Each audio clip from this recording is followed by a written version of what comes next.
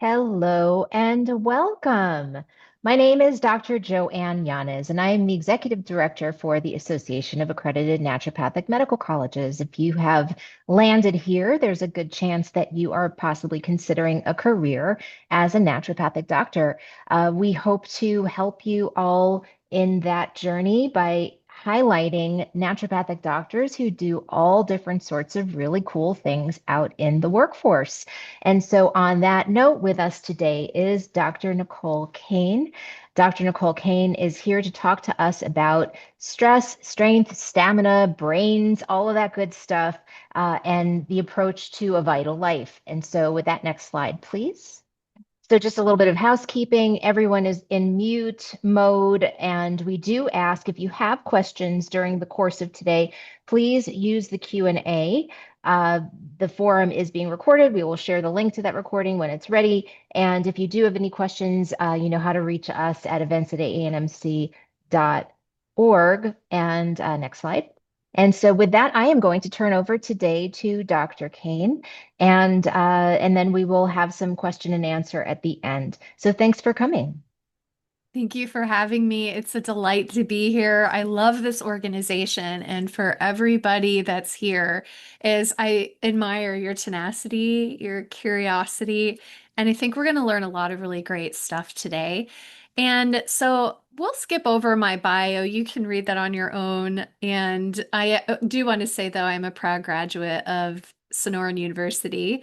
It's an absolutely incredible school. I got a great education, and a lot of who I am as a doctor today is thanks to that. And so, one thing I do want to mention is just the disclosures is that this webinar is educational. I don't have any conflicts or of interest beyond I wrote the book Panic Proof, but the things that are in this are really intended for you, for this audience at AANMNC. And I'm just delighted to get to share this. I do want to mention that we're going to be focusing on cisgender males and cisgender females in this conversation. And part of the reason is because we don't have sufficient neuroscience studies on the brain networks of different genders. And so we're focusing on the research that we do have, and we know that there's opportunities to improve on that and to have more inclusive and diverse research. So I honor and I appreciate the gift of being culturally sensitive with our naturopathic community and the research community, and acknowledging that our understanding of neuroscience is limited by the current data. And so today we're going to be talking about the role of naturopathic medicine in men's neuroscience. In fact, I was just talking to a client before this conversation where he feels like the way that he exists in his brain is very different from his female cisgender female spouse. And they butt heads a little bit, where he has expectations of what he feels like is typical thinking patterns, how he resolves conflicts or desires to resolve conflicts versus her. And this can be something that we encounter in our own lives, but also as physicians, is really what's going on in the brains of men. And how can we leverage that information to actually stimulate the brain and the body to heal itself? And so we're going to be focusing on three main brain networks. We have the first is the default mode network. We have the executive control network, and then we have the sensory neural network. And we have actually found that there are gender-based differences in the behavior and the function of these networks. And by being more specific and more strategic, this allows us to get much better results with our patients. And so we're going to start by looking at how the neuroscience actually sees this. And in terms of the value and the outcomes, is that when naturopathic doctors are informed by advancements in science and research, maintaining that groundedness in wisdom of traditional medicine, we have superior patient care. And so there's this study that was done, they called it a landmark study that was done in 2024, and it came out of Stanford, and they analyzed 1,600 brains using AI analysis, and they found that gender, sex is a robust determinant of human brain organization, and they see distinctly different patterns in the default mode network, the striatum and the limbic systems, very, very different in male brains and female brains. And so this is important because we don't want to just create a cookie cutter treatment for all people in terms of brain functioning. We want to look at gender differences, differences in organization, emotional regulation. And these have huge consequences, not only in, of course, your success as a doctor and having great treatment outcomes, but also it can influence our larger society. It can influence family systems. It can be incredibly important in the neuroscience research that we're doing. And so we want to start understanding these patterns better. So the first is, what are we talking about with brain networks? And so I want you to imagine, if you will, looking at a functional MRI. So this is imaging that we can do, a neuroscientist can do this imaging of the brain. And when the brain has activity in certain areas, we can see that under imaging. And the different networks are different parts of the brain that tend to get activated collectively together. The default mode network is these areas of the brain that are largely autopilot. When the default mode network is activated, you're kind of going by default. We tend to see that men have stronger connectivity in their default mode network. This is like, I'm just in my own head. I'm in autopilot, driving the highway. We're not changing lanes. We're just going. I like to joke with my husband that he's in his kind of just empty Eggo waffle box square and he's just going. He's not analyzing. This is a resting part of the brain. It's very introspective, it's very self-referential, and this part of the brain we find is very uniquely different in men. This is different than the executive control network. Think of the executive control network as your executive team, your dream team. This is very goal directed. This is very analytical. This involves your prefrontal cortex, which is good for changing lanes, remapping your destination, making critical decisions. This is important for problem solving. What we see in the neuroscience is that when somebody gets activated into autonomic arousal, which is that fight, flight, freeze, stress response that we are all familiar with, is that typically we see the brain shift out of executive control into more default mode. And think about it this way. If Susie or Joey is gathering berries in the field and a tiger starts to growl in the bushes, you don't want to go into executive mode and start analyzing the tiger and its motivations. You want to autopilot. Don't use that energy for analysis. You want to autopilot either fight, flight, or freeze. You want to get away from that tiger. You want to fight the tiger. So we find that with stress and anxiety that we are much more into default mode. So I have an image here, and these are the structural components of the default mode network. And you'll see, because some people are visual, right? And so you have a medial view of the brain. This left image here, you have the medial view, and it's kind of showing that this limbic cortical system. You have a lateral view, the head is facing the other direction. And so the research will vary depending on the articles that you look at, because we know that there's structural and functional mode networks. There's areas of the brain, but then there's the signals, the communication networks that these areas of the brain are using. So kind of think of it as islands connected by bridges. And so when we're studying the default mode network or the executive control network, is the conversation is going to be anatomical in terms of medial prefrontal cortex, the postingular cingulate cortex, and you're also going to have more structural and functional.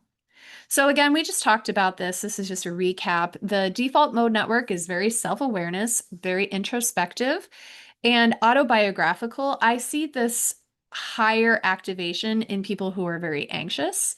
And it's difficult for people when they're very anxious to do goal-directed tasks. And so if you have somebody in your life, if you have a client, if you tend to be more on the stressed side or you get stressed, you may notice that it's difficult to think logically. I call this thought anxiety, where our brain may be looping, it may be blank, it may be obsessive, you may have intrusive thoughts, but the thoughts aren't going to be crisp, clear, and organized when default mode network is activated. So there's a lot more anxiety. And so in this 2024 study that I mentioned earlier, these 1,600 brain scans that were analyzed, is that we see with 90% accuracy some distinguishing characteristics between men and women's brains. We see number one is, as I mentioned, that there's more connectivity in the default mode network in the brains of men. And that means that they may experience more efficiency integrating self-referential thoughts. So they may do more introspection, more analysis, more rumination. And then we find in male brains that the male brain is generally much more effective at switching out of that default mode network, switching out of autopilot when given a goal-directed task, as opposed to the cisgender female brain.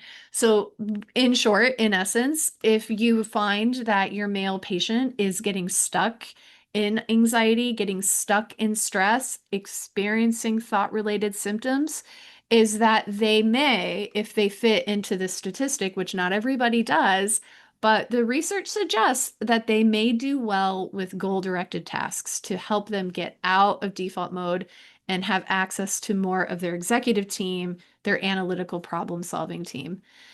And so, again, this highlights gender as a factor, and it also highlights risk factors where men may have more rumination. They may have more of those internal battles as opposed to externalization. So, part of this may be why sometimes we find that men are underdiagnosed or undersupported or perhaps underreporting their symptoms. So here's just a TLDR that stands for too long, didn't read. We see greater efficiency integrating internal thoughts and personal experiences, easier to deactivate this autopilot when using goal-directed tasks, and quicker transition from internal reflection to an external activity like problem solving. Okay, so we've touched on this a little bit, but just to emphasize just a little bit more, really make sure that we're hitting that nail fully in, is when the default mode network is overactive, we are going to see more anxiety, more rumination, more chronic pain, more depression. Anything that's happening interoceptively, happening in the body, is going to be more obvious, and we're going to ruminate on it more. And then this can lead to a lot of negative feedback loops that just get stuck and fulfill themselves. And so it may become more difficult to disengage from those distressing thoughts. Think of the way that we wire it is the way that we fire it. And so if we have somebody who tends to be a little bit more in their default mode and they aren't practicing getting out of that, they're just zoning out, then you're going to have less of the synaptic connections, less of those bridges between islands for that critical thinking.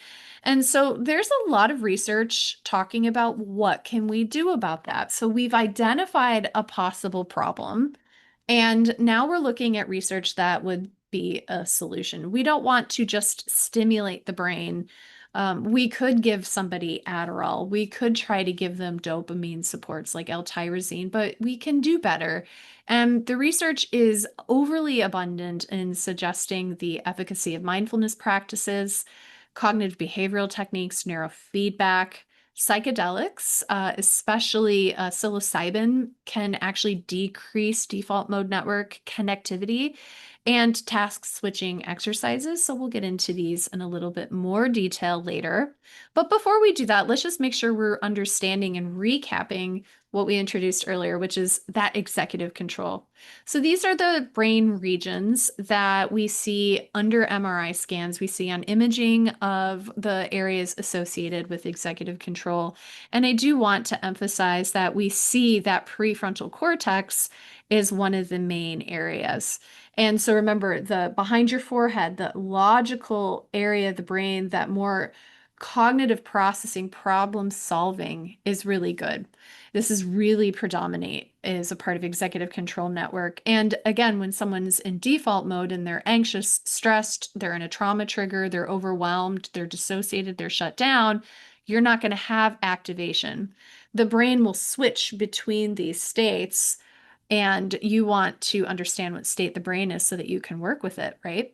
And so this is why when somebody is really stressed out or when they're really angry, maybe if you work with kids and they're having a meltdown, why telling people to calm down doesn't work. They don't have the cognitive facilities available in that moment. So executive control network is there. That part of the brain is for cognitive control, attention. This is your brain's command center. So here's a gender-based scenario that comes from that research as, so I'm curious, I kind of made it a little bit obvious with gender-based coloring biases, but here we are. So what the research suggests is that if a cisgender female experiences frustration or activation, that there is less neuroanatomical activation of the executive control network. What does that mean? When she gets activated, she's less able to access the rational parts of the brain. And so then she becomes more emotionally processing, more emotionally based. And so perhaps if you have experienced this yourself, you may get triggered. If you're a cisgender female, you may get triggered. You may feel like I just can't think logically, and you may go straight into feeling, feeling, feeling. Whereas your partner, if your partner is a cisgender male, he may get over logical. We see that the typical neurological patterns are frustration or activation, and then they may more easily go into problem solving mode. And so you may be talking about feelings, your cisgender male compatriot may be talking about how to solve problems. And this is what my client was talking about, is that he felt like him and his wife had two totally different brains, and the research suggests that that could possibly be the case. If you want to read more about how this might show up, I have this awesome reference here in the slide of an fMRI investigation from the Journal of Cognitive Affectual Behavioral Neuroscience. So what do we want to do? We want to start thinking about how we can improve the efficiency of your executive control network. The goal is to help us feel empowered to know how to regulate our minds, our bodies, and our nervous systems. The brain is incredibly adaptive, and neuroplasticity can be incredibly powerful and incredibly efficient. And so we touched on these earlier, and we're going to expand on these just a little bit more. Is number one is cognitive training. We have number two is mindfulness practices, and number three is neurofeedback techniques. We talked about this. And there is a technique that I would love to share with you if we have time from the presentation today, which is called amygdala de-amplification, which is something that you can teach your clients to do. Or if you're a budding, desiring medical student, you can start practicing it with your friends, yourself, your family. Amygdala de-amplification is an awesome example of how to do this. But before we get to that juicy bit, for the visual learners, I have the third network, which is the sensory network. And so what this is it's looking at how the body processes visual, stimulatory, audio, and sensory information. And so we see on these brain scans, brain imaging, the different parts of the brain that are activated. And I think this is really interesting because really, truly, the brain works in different networks. The brain gets activated in different ways. And it's really a cool way to do research and actually objectively measure what might be going on with somebody, implement treatments, remeasure that, and see how the brain changes. And this can be great data as naturopaths. If you're listening to this recording or watching it on the live, is maybe see if you can team up with university And let's start doing research on naturopathic modalities and see how we can actually work with healing and improving brain functionality for our patients. So, again, these sensory networks are important in processing environmental stimuli.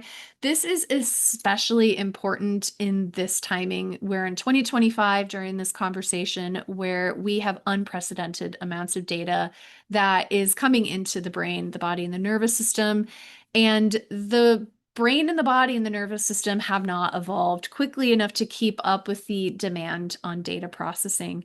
There's a part of the brain is called the salience network, and that is the part of the brain, the networks in the brain that receive all of the data from the environment and then all of the data from your internal environment. And its job is to decide, is this relevant or not? So it's getting sensory processing data, it's getting data from the cars outside, it's getting data from your stomach gurgling, and your brain has to decide if it's relevant or not. However, if we look at the brain, it is largely unchanged from the brains of our ancestors during the time of King Arthur and the caveman era. The brain is quite rudimentary, and we have an explosion of technology and so much more data. We're getting push notifications, we're getting fluorescent lights, we're getting LED lights, we're getting cars, we're constantly surrounded by noise, we're getting emails.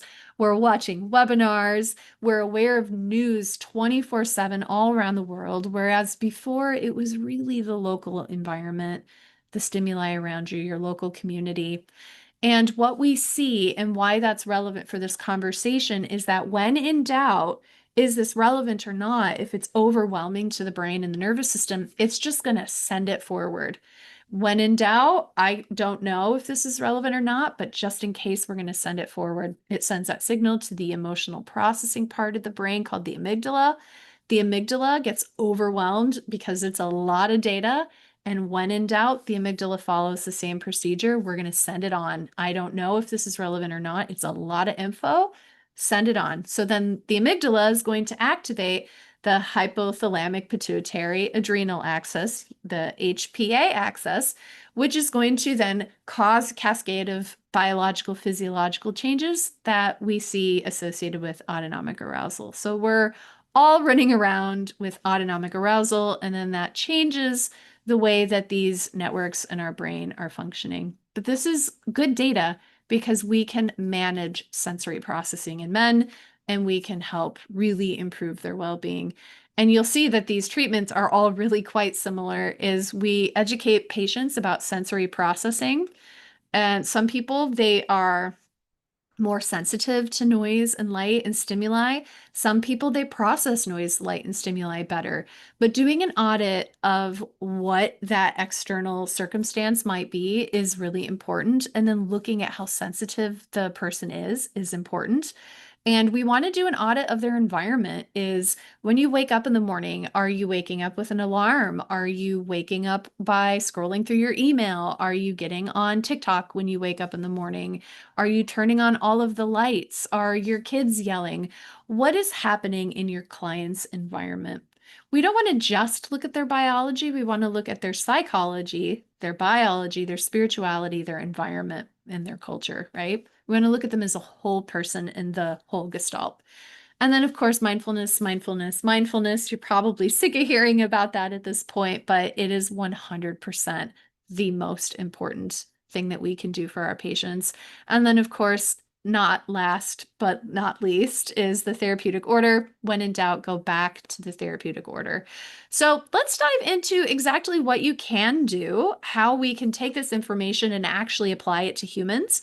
Is we want to start working on the interplay, the communication, the roads, the bridges between default mode network, executive control network, and the sensory neural network, and helping men to adapt to their life. Life is very busy, stressful, challenging, but we can change the brain. We can help adapt. We can help the brain work better, feel more in control, feel more empowered.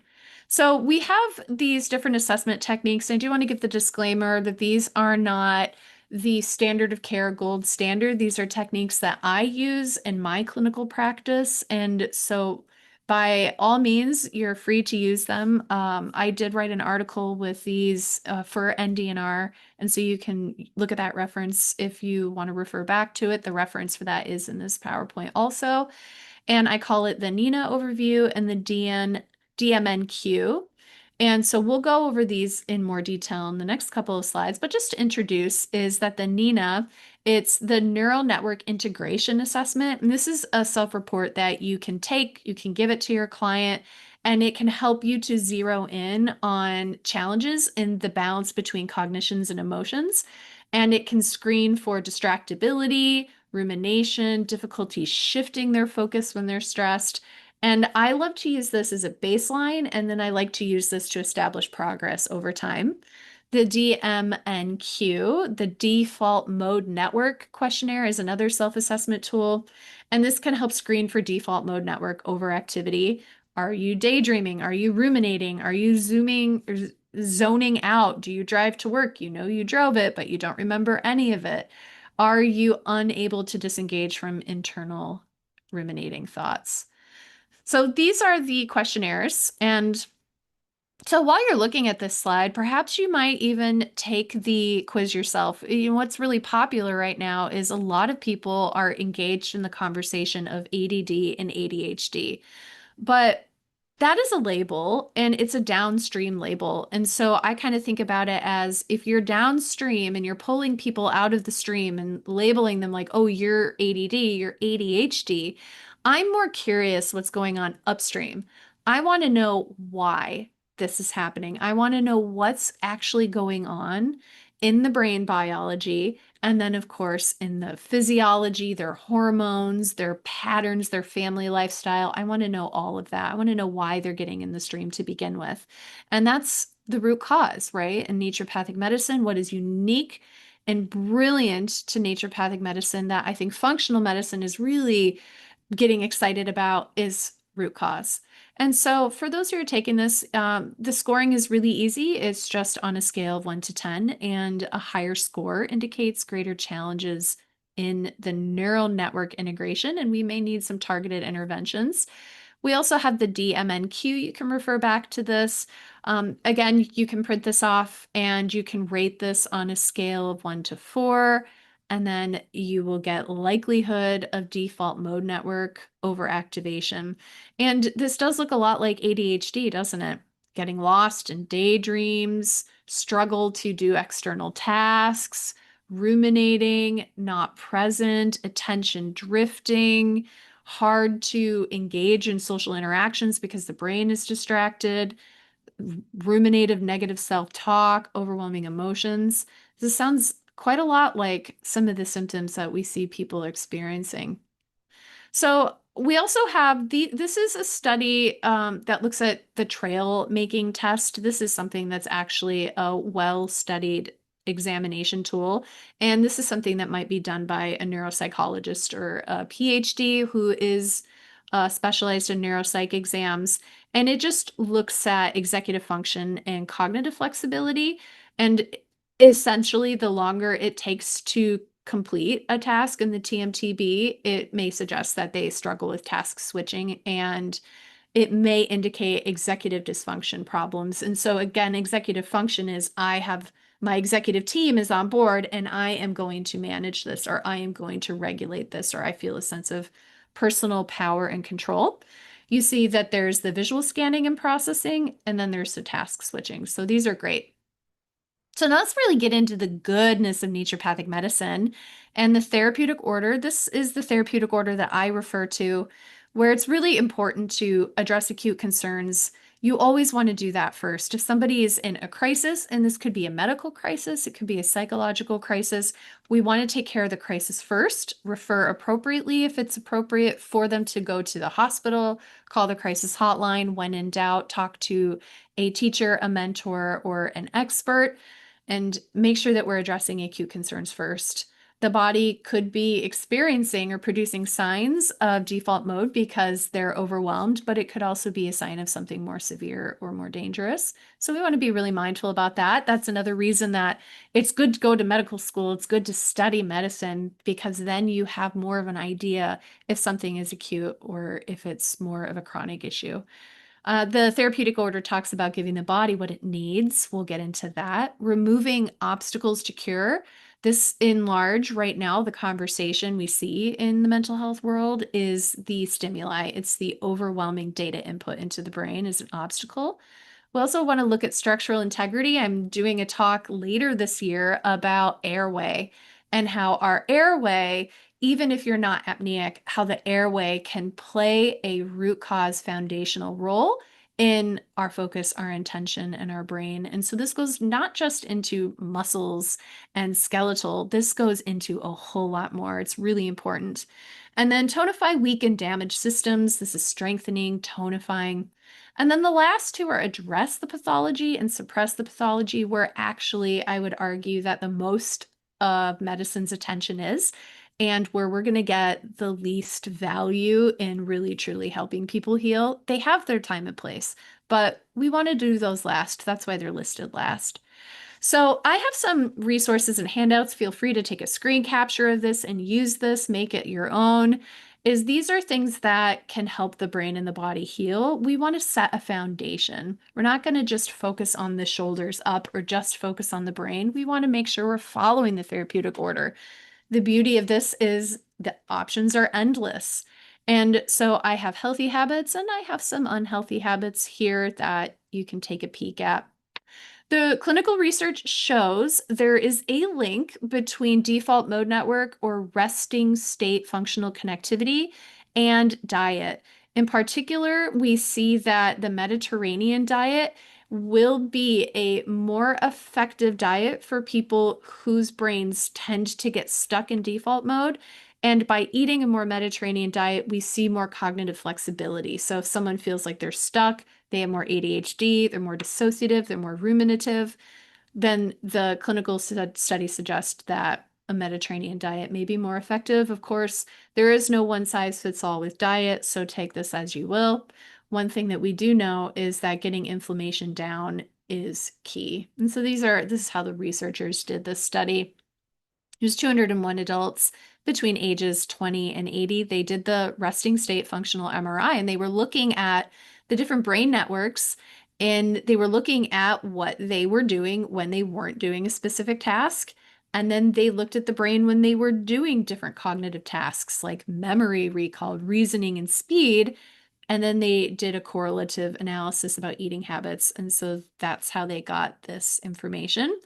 And then, of course, we saw, as I just did in that first slide summarizing it, is that there are stronger connections between different brain networks when there was less performance and reasoning tasks. And so the Mediterranean diet might be a great place to start.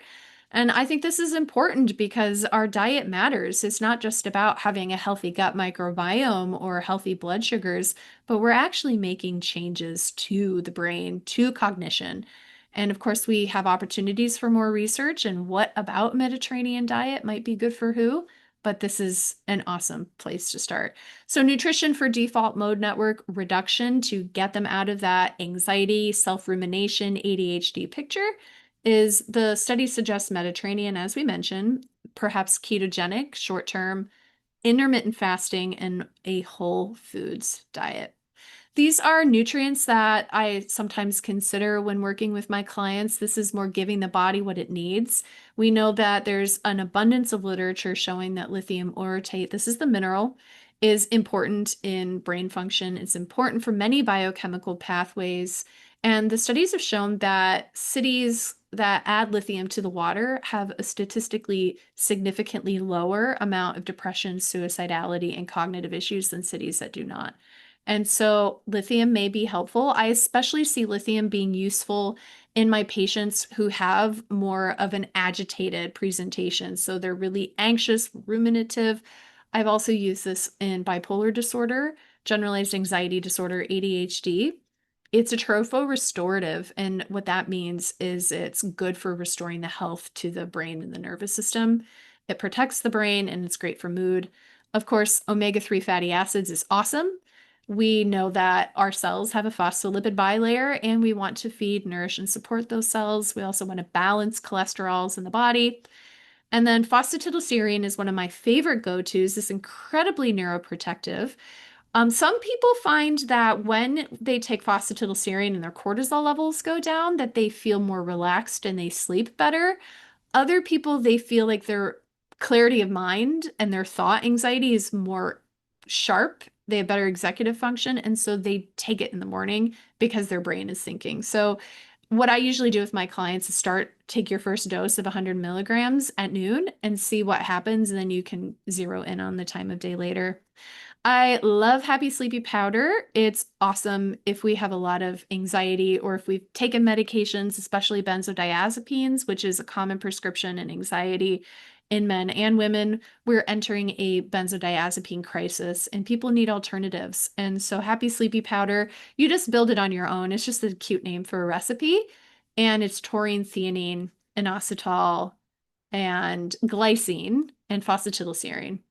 And I had to throw this in there that studies have shown that coffee can reduce default mode network. I know there's a lot of acrimony against coffee, but hey, sometimes we need our treats, right? And so I'm going to lean into that and I'm going to have my coffee.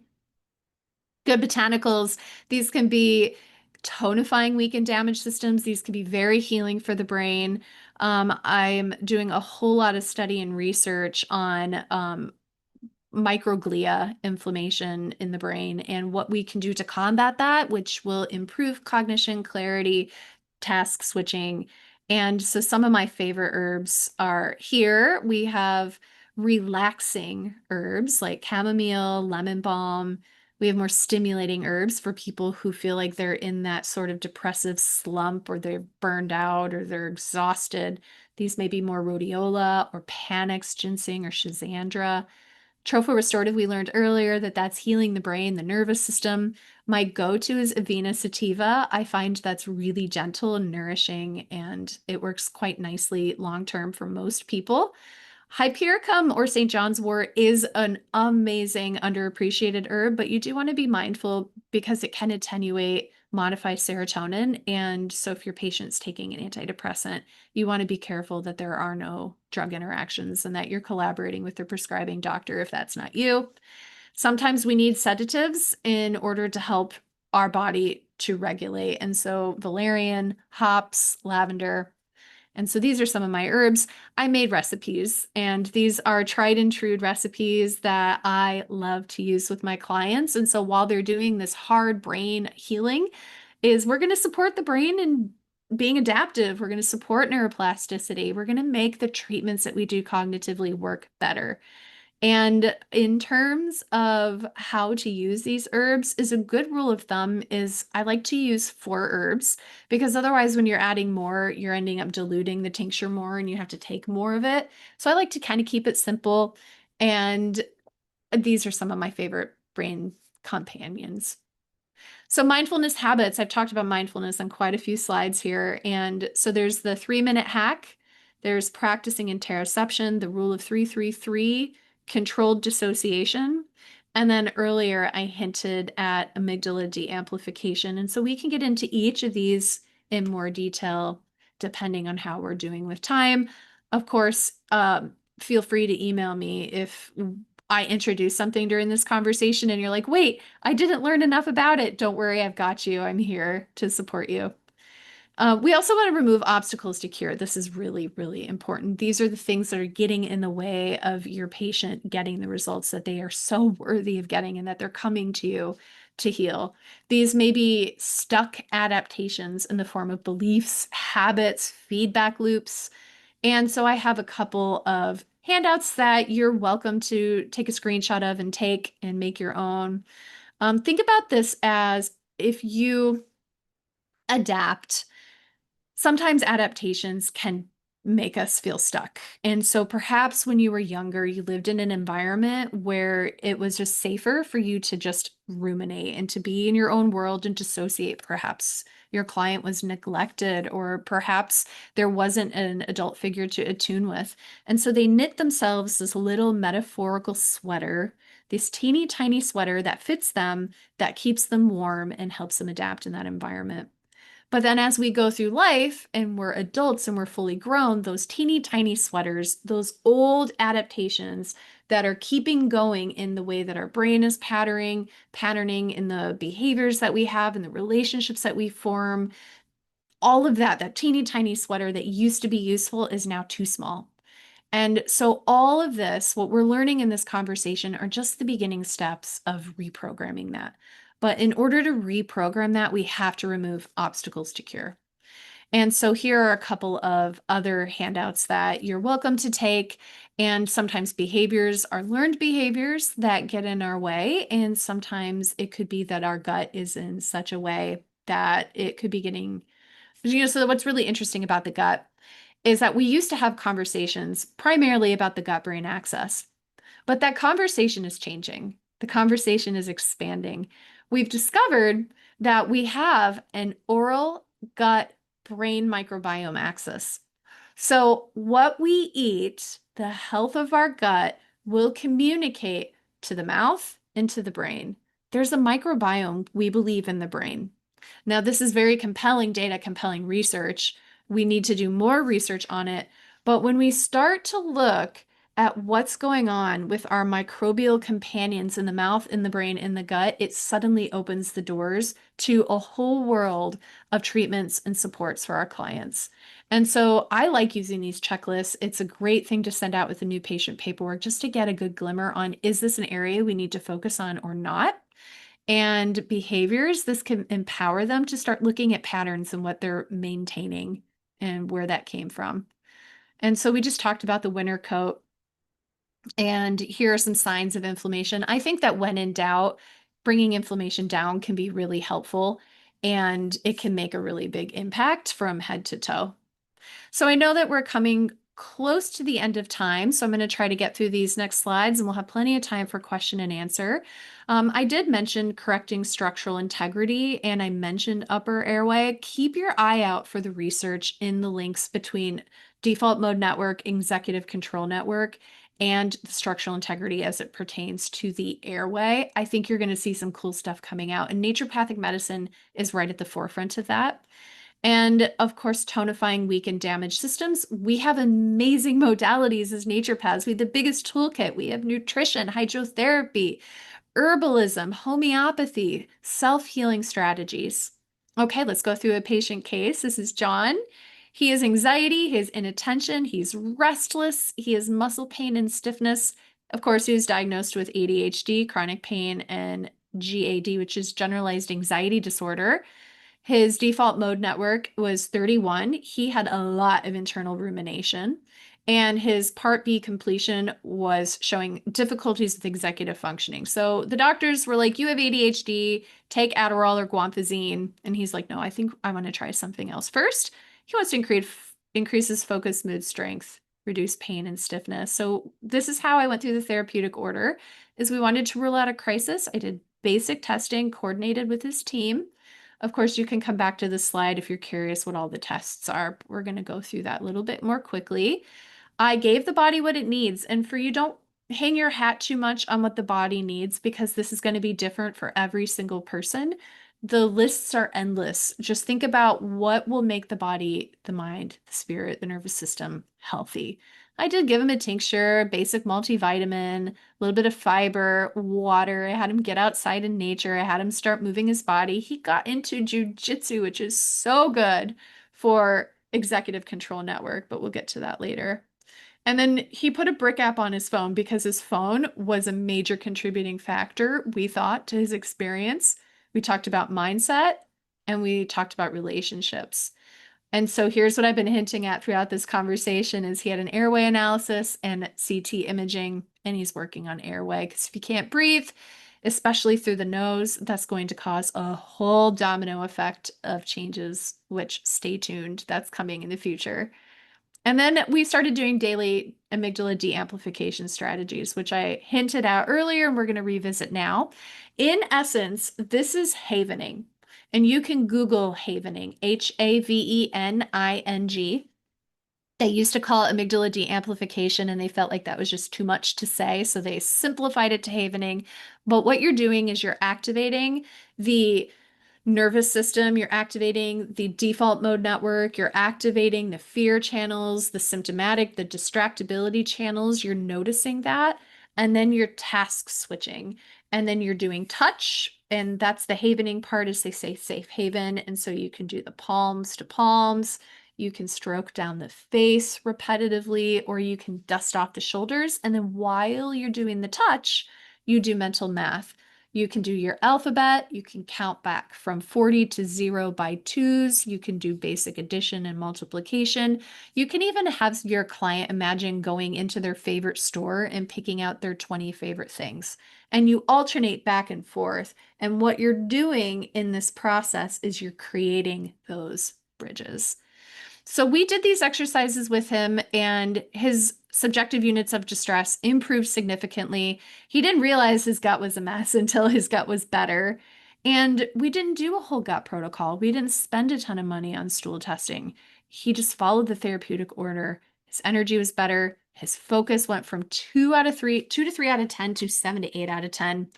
And his mood is better. And he felt empowered. We did objective testing follow-ups. His DNMQ was 31. It went down to 15. His NINA score went from 8 out of 10 to 3. And his Part B was so much better, indicating task switching. So we saw a substantial reduction in overactivity in just a 3-minute window. And again, I want to emphasize that he was able to do this without spending thousands of dollars on handfuls of supplements, testing. And it's because naturopathic medicine teaches us that the body can design, it's designed to heal itself. And by following the therapeutic order and oftentimes getting out of the body's way, healing can take place. And that's what I love about naturopathic medicine, is that it can be tailored to anybody's unique needs. We spend time with them. We have a process to follow, and that process works. And then suddenly we give people options and hope. It's not just a pill for an ill or a supplement for a symptom. It's not just maintaining, it's actually truly healing. And so, of course, there are a ton of references. They're available upon request. You can contact me if you have more questions. My website is contact form. Feel free to contact the founders of this conference, and they can give you my information and come hang out with me on Instagram. And thank you so much for being here. Oh, thank you so much, Dr. Kane. I really appreciate it. The slide that is here right now references the upcoming 2 events AANMC is hosting. Our July event will be an insight with 5 different alumni sharing their career journeys. And then we will be talking about detox and environmental health. So with that, we will entertain a few questions. Um, and so thank you so much, Dr. Kane. The first question we have is regarding Bach/flower essences, possibly even if you want to discuss any other remedies that you did not cover today. Thank you. I love Bach flower essences. I find that when we're thinking about, if we go back to the slide where we're thinking about giving the body what it needs, I think about giving the spirit what it needs. And Bach flower essences can be very gentle, but they can be quite effective and they can be quite fast. In my clinical experience, I found that they're like 50-50 across the board in terms of if they'll work or not. Um, the best way that I find to dose them is to have somebody look at a picture of the Bach flower, the flower itself, without getting the intellectual involvement, and just see where they feel in their body. Perhaps you might even have them imagine the desired feeling of I feel calm, I feel grounded, I feel clear, I feel connected. And then they may look at the image and point out what they resonate with. And so that's kind of a little bit of a frequency way of prescribing it. And then in terms of dosing, I see the best results when they dose it frequently, like 8 times a day. like 5 drops 8 times a day. And they're mindful about this is what I want to create. This is what I want to aim towards. And so then you have, even if the Bach flower is a placebo, which I don't think it is, but even if you have a client who's dubious and thinks it is, just the act of taking something in your own personal agency and telling yourself what you want to create can be in and of itself very therapeutically powerful. But again, that being said, I use Bach flowers. I use them for their indications, and I think that they're wonderful. Thank you so much. There's also a question about tapping, EFT, tapping, any form of that, please. Tapping is great. The key with tapping is we believe that it's dual awareness processing. So I'm trained in EMDR, and so that stands for eye movement desensitization and reprocessing therapy. And that came out right around the 1980s. And then we've had tapping, and there's different kinds of tapping and different philosophies of it. And people all sort of formulate their own idea of like, you must tap in these specific spots, right? I'm kind of demonstrating this standard typical EFT. But what we see, especially, and I appreciate the nuance of this question, is that when we're in default mode network, when we're in that autopilot network, that the parts of the brain that are involved in time and space are largely deactivated. So when we touch the body, whether it's with tapping or some sort of stimulation or an EMDR with the rotation of the eyes, brain spotting with focused attention on different quadrants, that this can start to activate, like if we were to look at a brain scan, other parts of the brain that can then create a bridge to whatever that default mode state is. So it's like we have these little islands and we're building bridges. So I love tapping. It's something you can teach your clients to do at home. And I often will encourage them to do it in a 4 step process. So, process step number one is get in the body with grounding techniques, go outside, drink ice water, 3, 3, 3, touch, taste, smell. And then once they're in the body, then start doing the tapping, because then you're going to really get more access to those bridges you want to build. Really good question. Excellent. Um, and so there's a request to just pop the case slide up one more time, please. Our case of John. Yes. Yes, thank you. Yeah. Um, And I can click through it so you can see his baseline. So while you're asking questions, I'll just slowly advance through it so you can write it down. sure.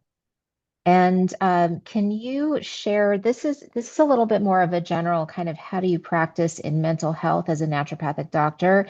Recognize also that Dr. Kane is, that practice and scope is going to vary, but there was a question here more about are there any limitations with your scope and how do you manage that? Do you have other colleagues who you work with? When do you refer out? What do you do versus what do others do? If maybe you could share a little bit of that and then we can wrap up for the day, that would be lovely.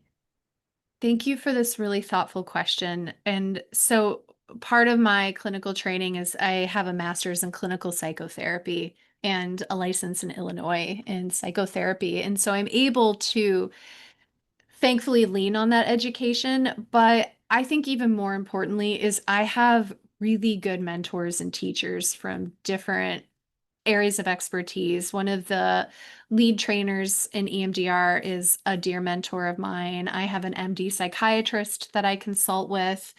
Um, and when I'm not sure, I'll talk to other areas of specialization. I don't think that it's reasonable for us to expect ourselves to be all things for all people, but we can be a liaison, we can be a bridge, we can be an advocate, we can be empowering. And naturopathic medicine is so complementary with the other treatments and tools that your colleagues are using. And when it comes to mental health, I think what's really important is to understand crisis. I also own a counseling office in Arizona, and I own a counseling office in Grand Rapids, Michigan, and we do a lot of case consultation. So we'll do ground rounds kind of a thing where we'll sit in a circle, we'll talk about cases, we'll talk about is this something that may be more acute or is this something that we can hang and we can work on it in? So I refer to psychiatry, I refer to psychotherapists, I refer to inpatient groups. I have a great working relationship with the Meadows. And so if I feel like somebody is just in too much of an acute state and it's out of my scope, I can't go to their house and hang out with them all day, I'll refer to a higher level of care. Um, we do in the naturopathic profession have the Psych A&P, which is kind of a built-in community of naturopathic doctors who love and care very deeply about naturopathic medicine and psychiatry. And so if this is an area of interest for you, you might consider becoming a member and going to some of their trainings. That is a great plug for the Psych ANP and recognition that there are specialty associations within naturopathic medicine in a number of different areas, from pediatrics and gastrointestinal health to oncology and environmental medicine, as well as the Psych ANP that was just mentioned. So that's something a lot of people don't think about a lot of times, is, specializations in naturopathic medicine. And so thank you so much for bringing that up.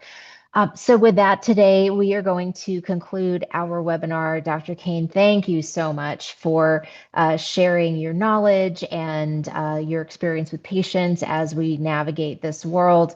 So very thankful for your time. And to those of you who attended today, thank you. And we will be getting you that recording in the near future. Hope you all have a wonderful day, and maybe you took something positive out of today's event. Thanks again, all. Thank you.